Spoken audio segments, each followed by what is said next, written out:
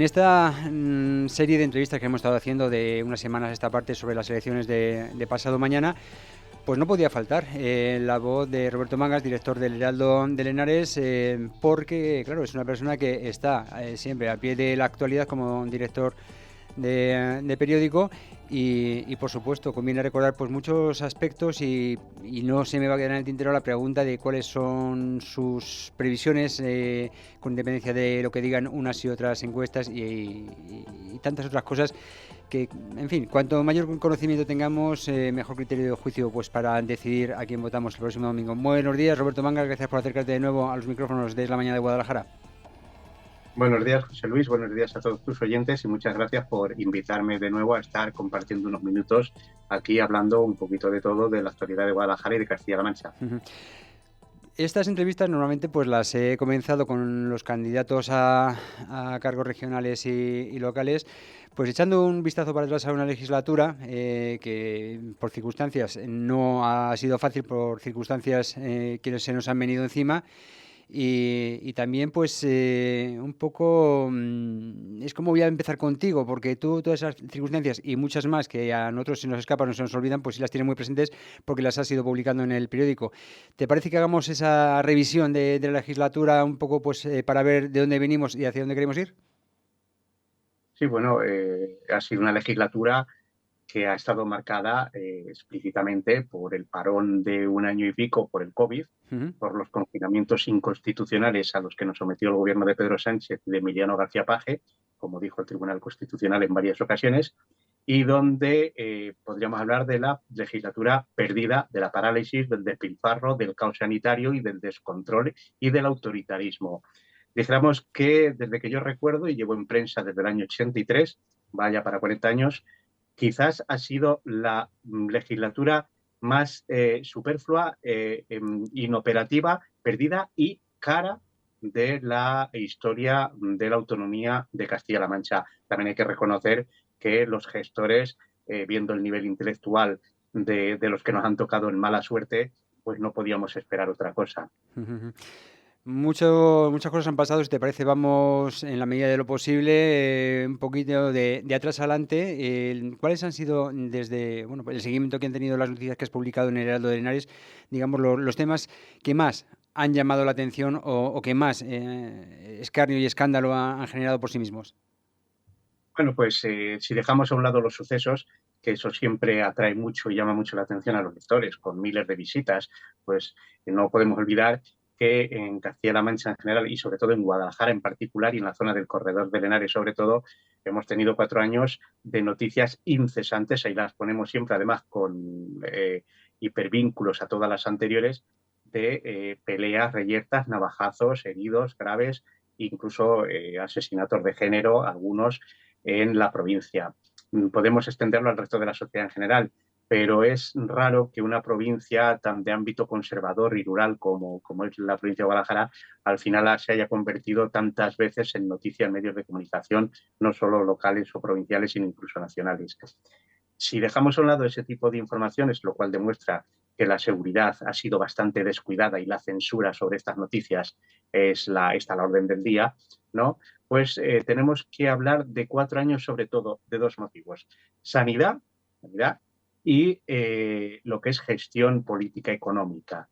En relativo a sanidad, pues ya lo sabes y lo has dado tú en un montón de ocasiones en la radio y en el Heraldo incluso hemos dado muchas exclusivas, pues quitando el año y medio del parón del COVID, de la mala gestión que se hizo en Castilla-La Mancha, donde se nos tuvo encerrados más tiempo del necesario y donde luego se declaró ilegal a nivel nacional esos encierros, cuando en Madrid la actividad económica, sanitaria, empezó a funcionar pronto y bien, pues en Castilla-La Mancha estuvimos mucho más tiempo confinados y sometidos a un régimen dictatorial que, por ejemplo, García Paje y su consejero de Sanidad se lo saltaban para ir a firmar convenios que ya estaban firmados a Canarias, por ejemplo.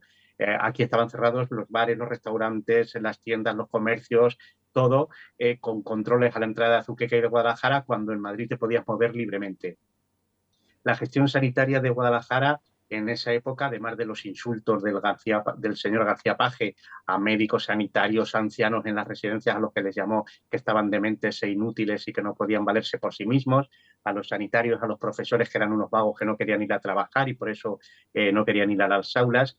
A raíz de todo eso, la economía castellano-manchega se vio bastante resentida, como la del resto de España, pero en Castilla-La Mancha mucho más. Ahí están las cifras macroeconómicas de Castilla-La Mancha, de las peores, muy por debajo de la media, muy lejos de las de Madrid, cuando estamos haciendo frontera unos con otros y no aprovechamos ese efecto frontera. Al contrario, ahuyentamos a los inversores, ahuyentamos a los empresarios con la cantidad de impuestos y de trabas que se ponen en Castilla-La Mancha. Y esa sería la parte socioeconómica de la crisis sanitaria. La parte que más afecta a los ciudadanos de Castilla-La Mancha y sobre todo de Guadalajara es el caos del Hospital de Guadalajara. No es posible que para una consulta en traumatología 1 año y medio, para una consulta maxilofacial con un tumor, como ha sacado en exclusiva el Heraldo de Henares, 6 meses solo para la primera consulta, que para que te operen 4 años en traumatología, por ejemplo, una vesícula en exclusiva en el Heraldo, 500 y pico días, cuando en Madrid el otro día el señor Bolaños, un cólico de vesícula que tuvo y en un fin de semana estaba operado.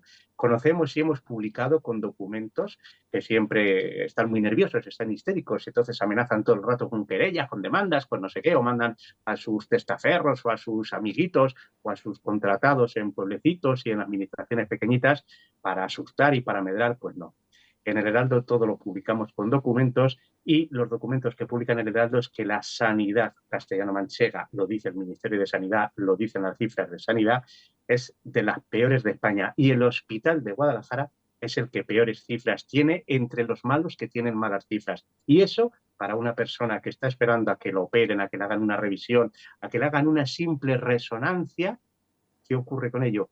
Pues que se tira 18 o 20 meses esperando, al final termina yéndose a la privada. También dimos en exclusiva que García Paje había conseguido aumentar las afiliaciones a los seguros sanitarios privados más que ninguna comunidad en toda España. Es decir, cuando la gestión sanitaria pública es pésima, ¿quién se beneficia? La empresa privada. Que no digan luego que otros partidos apoyan la empresa privada, la gestión sanidad privada, cuando resulta que Castilla-La Mancha, con un gobierno socialista de Emiliano García Paje, es la que ha experimentado mayor crecimiento de afiliaciones a seguros privados de sanidad.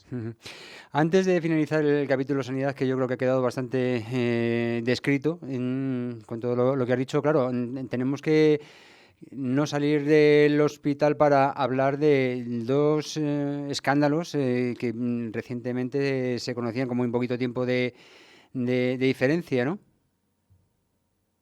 Uno de ellos, imagino que te estás refiriendo al escándalo de los abusos sexuales de un celador a una niña de 18 años que ha sido ocultado durante 3 años y pico por la Junta de Castilla-La Mancha, por el SESCAM, por el gobierno de García Paje, por este sector tan feminista, tan defensor del sí el sí, yo te creo hermana, que es el PSOE de Pablo Bellido, que resulta que yo me pregunto en nuestro último editorial si a ver si el feminismo va a ser dependiendo del cómo, quién, cuándo y quién sea el agresor y la víctima, porque todavía no nos explicamos por qué se ha ocultado un caso tan grave, por qué la Junta pidió la absolución del supuesto agresor sexual o del agresor sexual, porque ya está condenado en una sentencia por la Audiencia Provincial de Guadalajara, y por qué se ninguneó, por qué se humilló a una víctima que al tercer día de ser abusada sexualmente en la propia habitación del hospital donde se encontraba ingresada, resulta que se deja pasar el tiempo para que se borren las cámaras de grabación, se dice a la policía que no existen cámaras, que son las de vigilancia y tal, el propio SESCAN en un documento exclusivo que ha publicado hoy mismo el Heraldo de Henares reconoce al juez en 2 ocasiones que sí se graban las imágenes, pero que se borran a los 20 días porque se regraba encima una imagen sobre otra, y digo yo, si el SESCAN sabía al tercer día que había una denuncia por violación, por abusos sexuales en una habitación del hospital, ¿por qué esperaron a que al 20 día se grabaran, se borraran las imágenes? ¿Por qué no se guardaron y se mandaron al juez al tener conocimiento del delito? Que nos explique el SESCAN si ha dimitido gente, si se ha cesado a alguien, si a Aurelio Zapata se le cesó como castigo por esto y se le mandó de diputado, no sé si es un cese o un premio, pero nos tienen que aclarar a los ciudadanos de Guadalajara, aunque pierdan el poder este domingo, muchísimas cosas. ¿Por qué? Porque se ha gestionado mal unos abusos sexuales en el hospital, no se creyó a la niña, se pidió la solución del agresor en el juicio y se ocultó como en el caso de la niña de Azuqueca, durante 3 años, hasta que este periodista lo desveló, que hubo unos abusos sexuales dentro del hospital. Eso es uno de los grandes escándalos a los que yo creo que te refieres, José Luis. Efectivamente. El otro es aquel que refiere a más de 200.000 euros que hay que arrimar para terminar un hospital que teóricamente ya estaba terminado, ¿no? Porque Ah, bueno, había unos ascensores en los cuales no cabían las camillas de urgencias. sí, el del ascensor que también, que amenazaron otra vez al Heraldo, como siempre, están nerviosísimos, están histéricos. Es una máquina de crear empleo a gente vaga, parásita, que no ha trabajado nunca Mm. y que como pierdan las elecciones van a ir a las listas del paro muchísimos y están histéricos, están nerviosísimos, amenazan al PP con querella por denunciar temas políticos, al Heraldo le están mandando cartas, que no sé qué. Vamos a ver, señores, ustedes hicieron un proyecto hace 20 años, en 2009, creo recordar, o en 2006, donde valía 150 millones este hospital. No pagaron a los albañiles, se tuvieron que suspender las obras, se volvieron a reiniciar 20 años después. Cuando están terminadas se dan cuenta, ¡oh!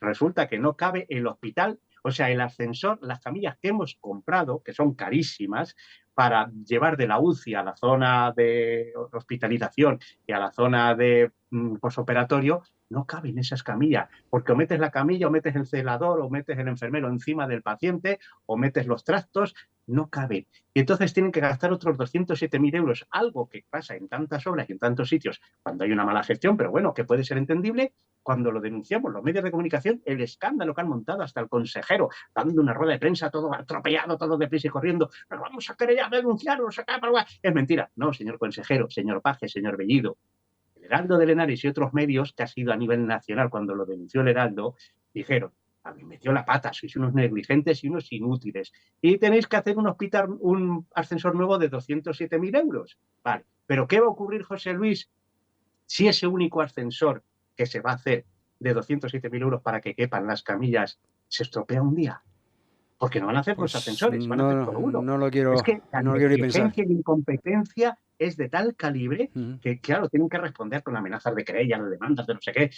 Trabajen bien, que cobran mucho sueldo, que en la empresa privada no pasaban de 3.000 euros al año haciendo servicios por la calle, vendiendo seguros, y ahora ganan 60.000 y 70.000 euros. Por lo menos moléstense en trabajar bien, que como pierdan las elecciones lo van a pasar muy mal más de uno. Y es lo que se merecen por los 4 años que nos han hecho pasar a los ciudadanos de Guadalajara y Castilla-La Mancha, perdidos completamente, no han hecho nada más que autoritarismo, autobombo, propaganda, sectarismo. Mm. En fin, José Luis, Sí. que los electores dirán el domingo, pero un cambio en Castilla-La Mancha y Guadalajara es tan necesario como el agua en el desierto.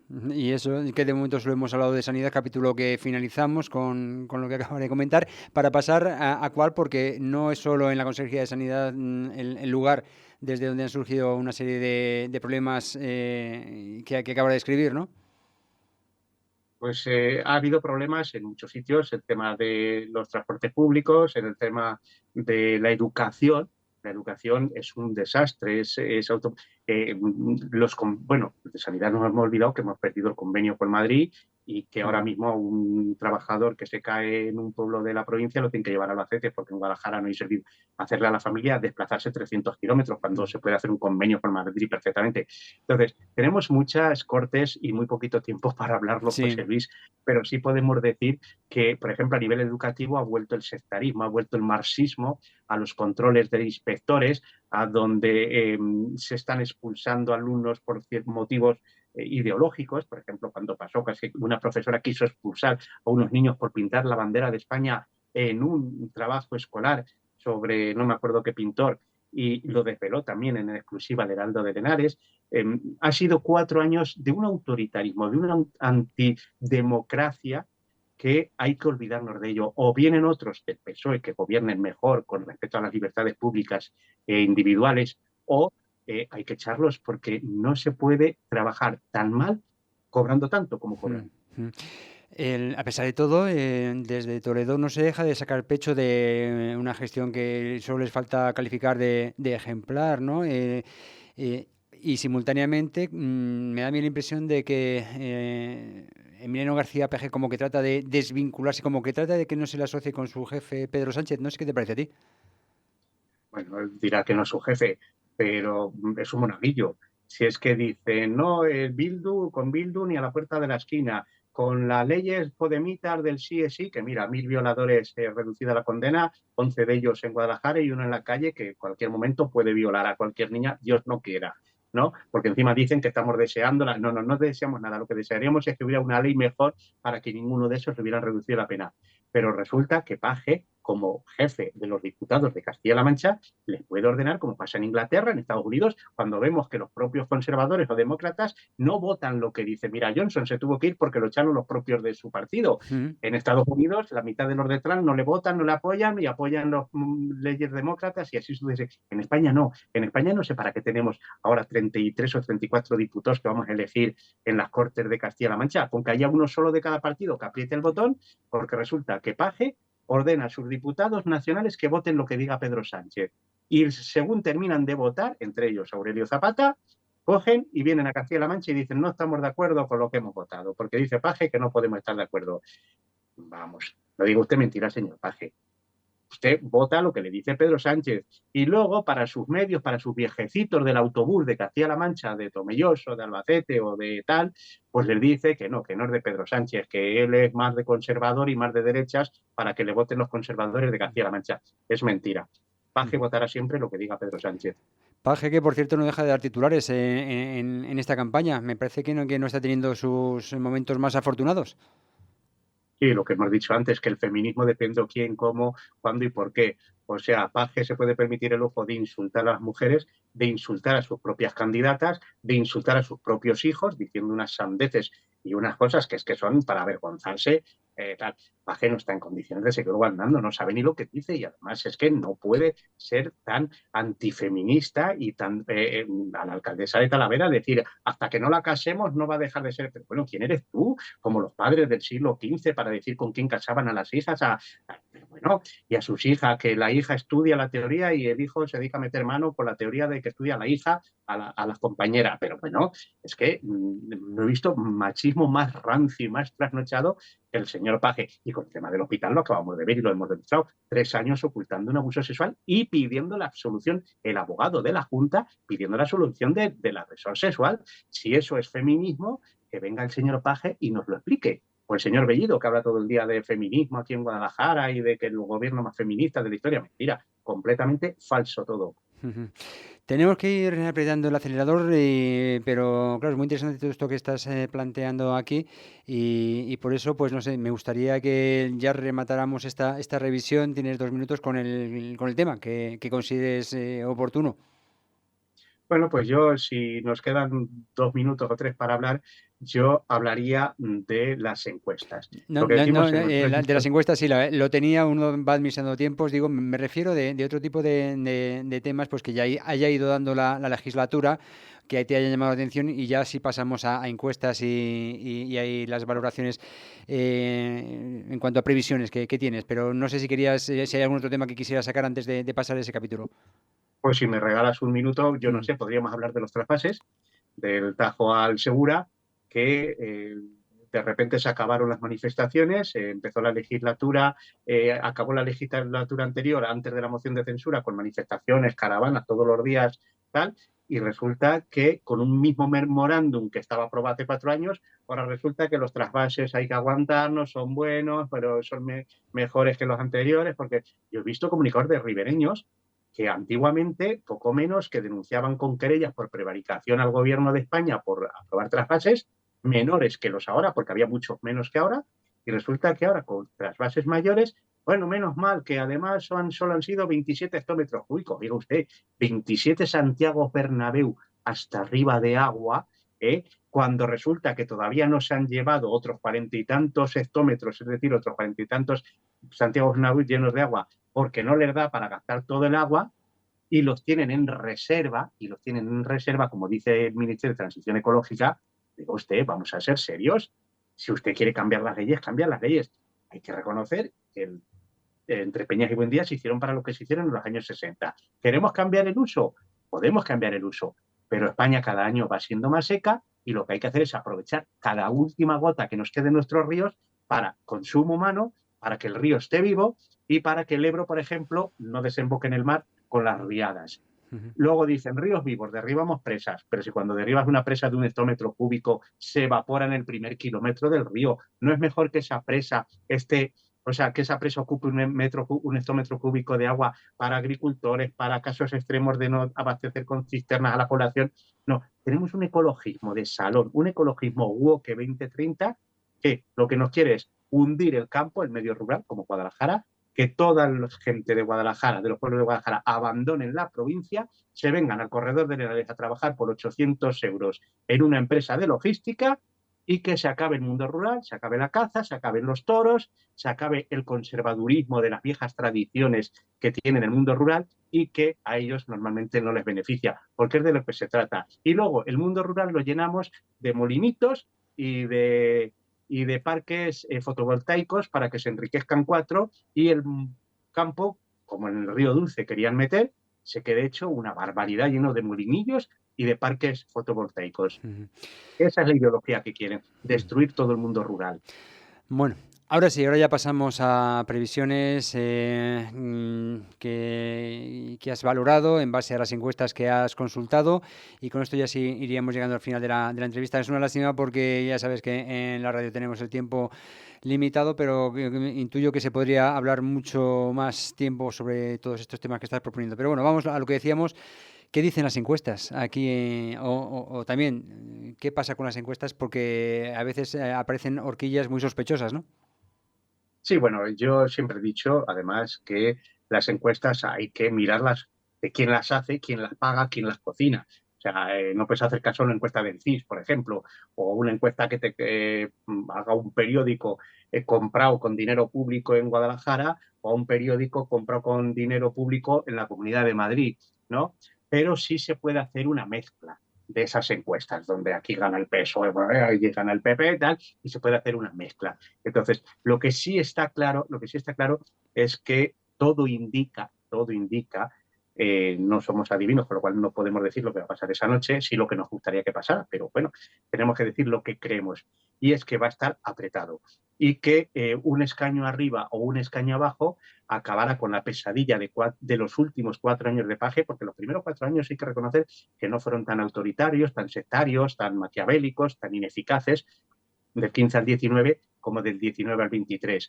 Entonces, una mayoría absoluta de nuevo de Pajes con estos mimbres sería muy perjudicial para los vecinos de Castilla-La Mancha en general y de Guadalajara en particular. ¿Va a salir mayoría absoluta? Las encuestas dicen que no, que hay un escaño arriba, un escaño abajo, que la puede perder si Vox en alguna provincia coge, como Albacete, Ferrol o incluso Guadalajara, coge los restos del escaño más con menos votos del partido mayoritario, en este caso el PSOE, y se lo queda a Vox. Con esa suma, Vox y PP podríamos ganar. Eso a nivel regional. Ujú. Luego, en las instituciones de Guadalajara, que es lo que más nos podría interesar, además, ¿no? Pues está el ayuntamiento y la diputación. La diputación parece ser que se va a jugar con 1 o 2 diputados provinciales. Y ahí sí que hay más dudas de dónde van a caer esos 2 diputados provinciales, si al PP o al PSOE o incluso alguno a Vox. Y el ayuntamiento de Guadalajara, todo habla de un empate técnico y que los votos de Vox o de Aike o incluso Podemos, que no está claro que entre, lo que está claro es que Ciudadanos no entrará por la traición que cometió hace 4 años a sus electores, ¿no? Entonces, dependiendo de esos restos, si se vayan a Vox, a Aike incluso Podemos, podría ser un gobierno de Vox-PP o de PSOE con Aike, por ejemplo.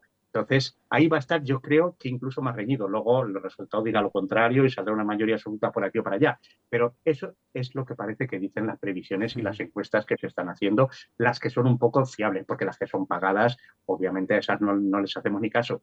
Ujú. En fin, bueno, pues este ha sido un poco, esta es la opinión al respecto del plantel electoral que tenemos en estos momentos, previsiones, por supuesto, reflexión de todo lo que ha habido y ya nada más que despedirnos y esperar al domingo, que estaremos todos muy pendientes de los resultados cuando nos acerquemos a las urnas y esperando que aquí, por lo menos en Guadalajara, el voto por correo no haya sido mayoritario como en otros lugares, porque desde luego es increíble determinado tipo de noticias que se están conociendo ahora. Muy rapidito, ¿qué opinas tú de todo esto?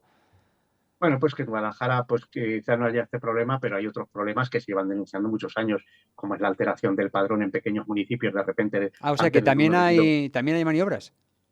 sí ha habido todos los años y todas las elecciones en pequeños pueblos donde se juegan por unos votos en la alcaldía y que esas alcaldías terminan llevando a la diputación, un diputado provincial más o menos, pues ha ocurrido y ha habido denuncias. Incluso este año también sacó un informe un medio nacional sobre varios municipios de España, entre ellos algunos de Guadalajara. También tenemos el cuestión de los caciques locales, pues caciques en Heras de Ayuso, en Almuguera, en Mondejas, en Marchamalo, donde manejan y controlan a la población a su antojo, empadronan, como se ha denunciado en muchas ocasiones, en muchos municipios hay inmigrantes comunitarios que votan en las elecciones locales, ¿no? Que llevan a los abuelitos, que ejercen una política caciquil, que a veces diríamos casi mafiosa, del control de los 200, O sea, eso 300 de vecinos. llevar a los abuelos a votar y ponerse el sobre en la mano delante de la urna, ¿eso se hace aquí en Guadalajara? No estoy hablando de ponerles un sobre en la mano, sino de ponerles el sobre de la votación en la mano por el cariño, por el no sé qué, Sí, por sí, la no, no, fiesta que te he sí, dado, exactamente, a eso me por el... refiero, un sobre con Sí, determinada papeleta, está claro.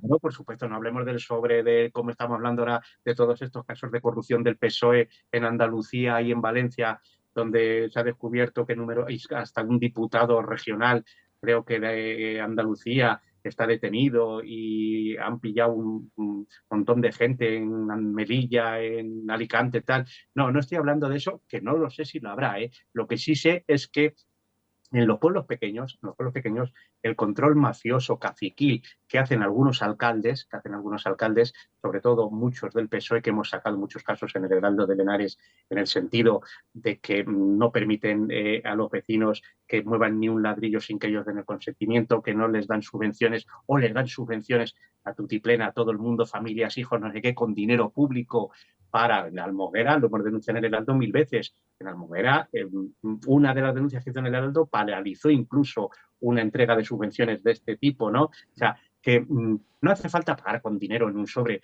Hay muchas formas de coaccionar o de estimular el voto a Ya. cambio de que tú vas a tener ventajas conmigo y tu familia va a tener un empleo del plan de empleo de la Junta y demás. Vamos. Pero eso es que contra eso no vamos a poder hacer nunca nada, salvo denunciarlo, pero al final es el municipio de al lado, o es otro alcalde, o es otro concejal.